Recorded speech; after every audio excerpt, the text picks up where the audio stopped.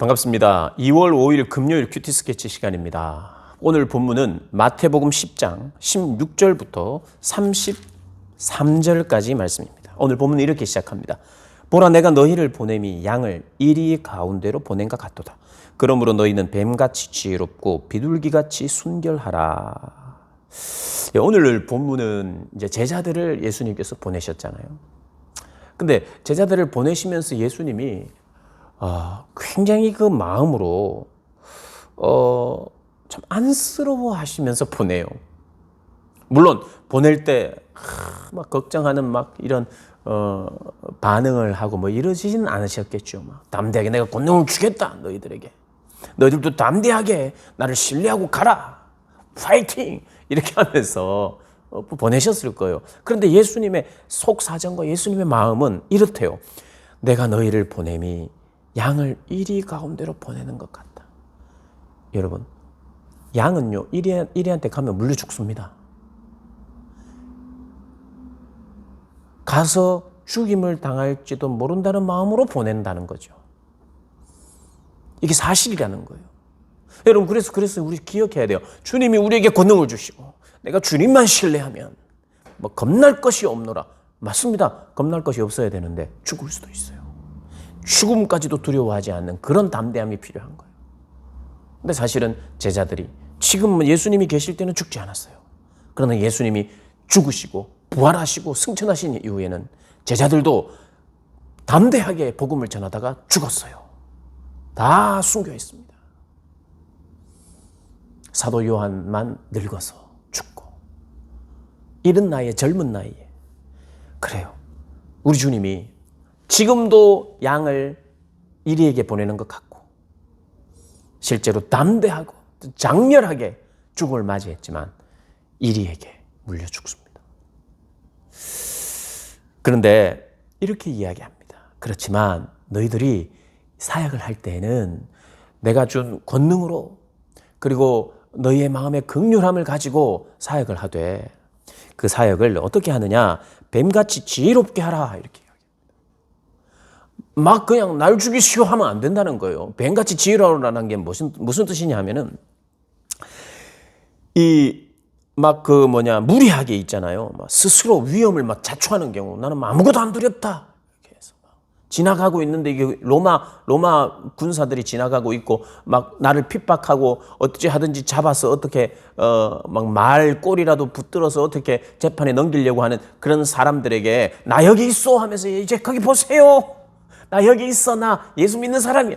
이렇게 하지 말라는 거예요. 이 일부러 어떤 의협심입니까? 영웅심으로 막 나는 괜찮다 하면서 나는 죽어도 좋다 하면서 막 그렇게 하지 말라는 거예요. 할 수 있는 한 피할 수 있으면 피하라는 거예요. 비겁하게 하라는 뜻이 아니에요. 피할 수 있으면 피하라는 거예요. 예수님도 피했거든요. 때가 아닐 때 피했어요. 예수님의 사역 중에 예수님도 피한 적이 있습니다. 때가 돼야 예수님이 그냥 가만히 계셨어요. 사람을 피하고. 사도 바울도 마찬가지입니다. 어디 가나 막 죽고, 죽임을 당하려고 나는 떳떳하다. 나는 모든 것에서 나는 안 뛴다. 나는 걷는다. 나는 숨지 않는다. 이런 게 아니라 또 숨기도 하고요.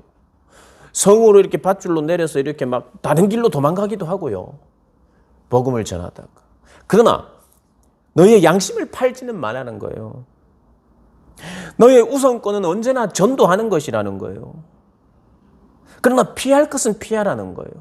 피할 수 있으면. 그러나 정결하라.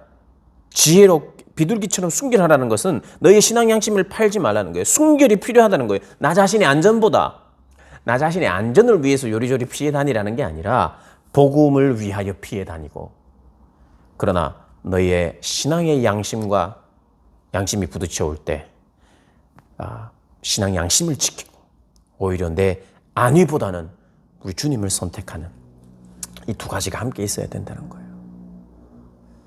그래서 지혜가 필요하고 또 순결이 필요한 것입니다. 그러면서 주님께서 이렇게 이야기합니다. 두려워하지 말라.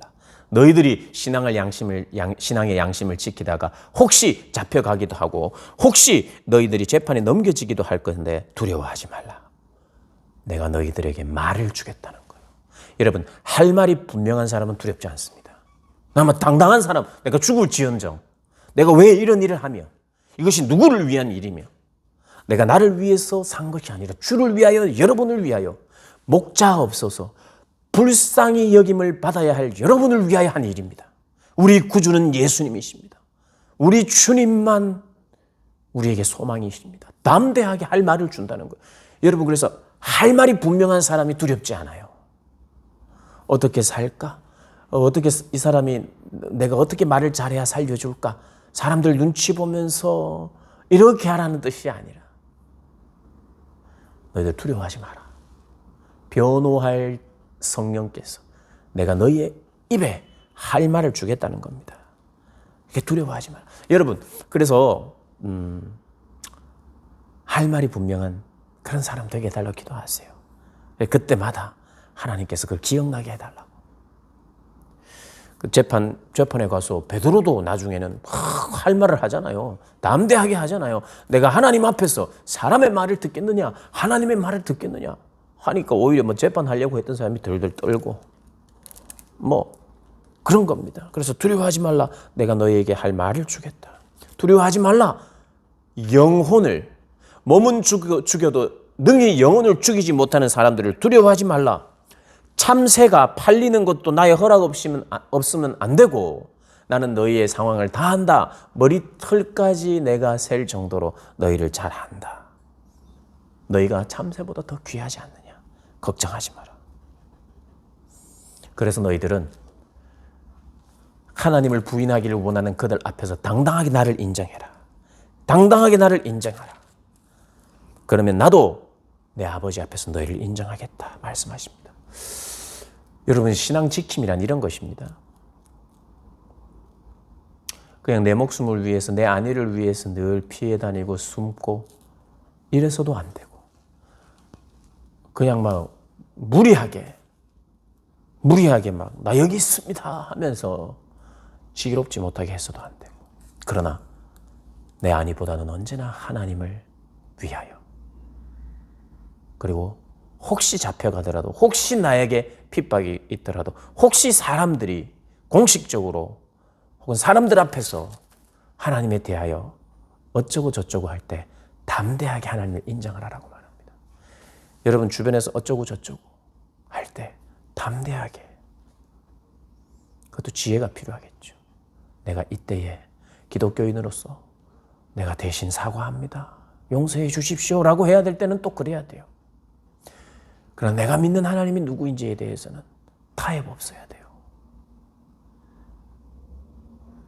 그러한 복된 삶을 사시는 여러분들 되시기를 주님의 이름으로 축복합니다.